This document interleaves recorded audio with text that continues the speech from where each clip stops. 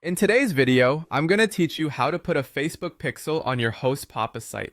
This is a crucial step if you want to track user interactions on your website and use that data to help refine your marketing efforts. We'll be focusing specifically on how to do this if you're using WordPress on HostPapa, so let's get started with the process. First up, we need to get our Meta Pixel code. To do this, head over to Meta Events Manager. The Events Manager is where you'll manage your Facebook pixels and more, so it's a key tool in the setup process. Once you're there, what you want to do next is connect your data.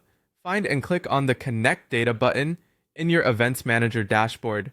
From here, you're going to choose the Web option. This selection tells Facebook that you're setting up a pixel for your website as opposed to an app or other platform.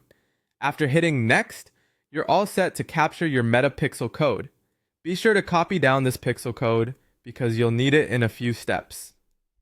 Alright, now that we have our Meta Pixel code, it's time to integrate it into your WordPress site. Go to your WordPress admin panel and look for the Plugins section. Click on it to find and install a new plugin. Specifically, we're seeking out plugins like Header Footer Code Manager or Insert Headers and Footers by WP Beginner. These plugins are specifically designed for adding custom code snippets to your site, such as your pixel code, without needing to dig into your theme files. Once you've found one of these plugins, give it a click to initiate the installation process. Next, what you'll want to do is install and activate the plugin. Some plugins may prompt you to upgrade for additional features.